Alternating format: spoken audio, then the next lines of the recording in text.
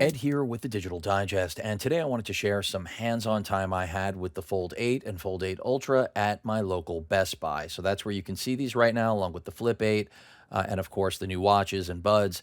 And what I can tell you is that all of these devices appear to be great. My daily driver is the Trifold, still love it, wouldn't trade it for anything.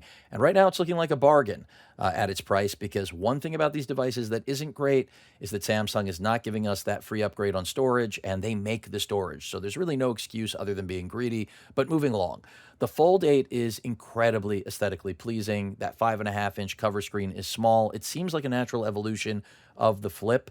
Small cover screen, large internal screen, unlike the Fold 8 Ultra, which is literally just the Fold 8, in my opinion. Nothing ultra about it. Yes, we got a larger battery now at 5,000 milliamp hour, 45 watt wired charging, 20 watt wireless, which really is, coming from my Trifold, which had 45 watt wired and 15 wireless.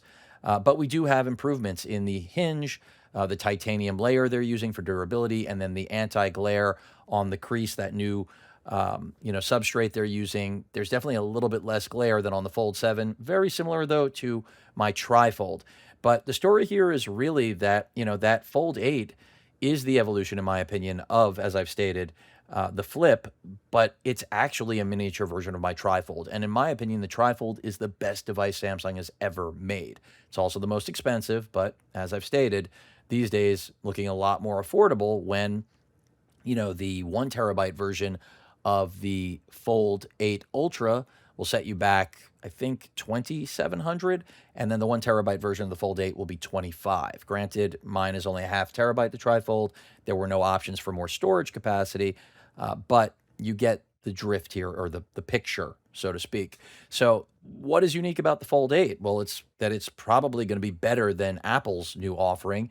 It will likely also be less expensive because I imagine Samsung's going to undercut Apple in order to truly compete, because no matter how fantastic a manufacturer Samsung is, they still don't have the brand recognition that Apple does. And that's the reason, if you're wondering why there's no telephoto camera on this, why we only have a mono speaker, you heard right, no stereo audio on this device if you are watching any content on YouTube, etc. It's because they're matching Apple literally just about one for one. So Apple also is only going to have 3 cameras total, selfie cam internal, 2 external on the back of the device.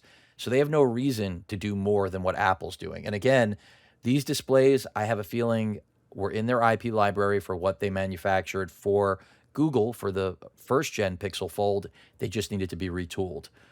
And they are a little bit smaller, but again, that's having a place to start as opposed to none at all.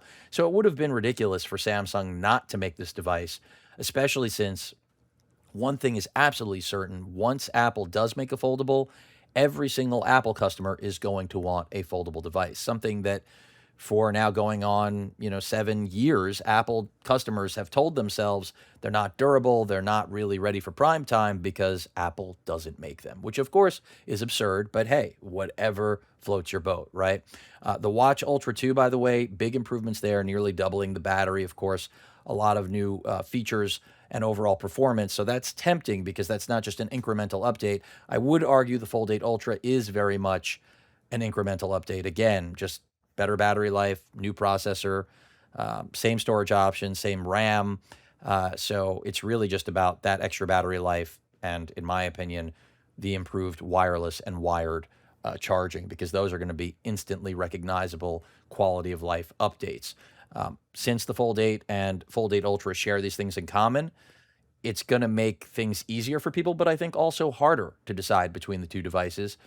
There's no question I would recommend the Fold 8 Ultra, but I think most people are going to lean towards the Fold 8. We're going to find out whether or not that's just, a trend that ends up dying down. But for now, choice is all I care about. And the fact that we've got another foldable that, yes, is overpriced, but by way of Apple entering the market, is definitely a good thing, folks. And hopefully they don't do away with the Flip. The Flip has always been the value-oriented foldable. Granted, at a starting price of $1,200, there's nothing value about it, but I still think it's better than any flagship candy bar in that price point segment. So we'll have to see what happens. But one thing is for sure, I do believe the Fold 8 should have been more around 1,600 rather than 1,900.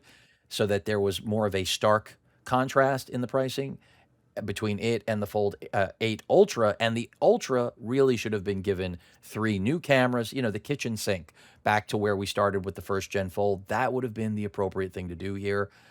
But, we can't have it all. And there's no question that what Samsung has done with gouging us on RAM when they're making it themselves, I think is wrong. This is not about passing any savings to the consumer, is it? It's about gouging us because they can gouge AI data centers, and that's just wrong in every way, shape, and form. But otherwise, excited to check these out and to ultimately review them. Let me know in the comments which one all of you are leaning towards, or is it just a hard pass?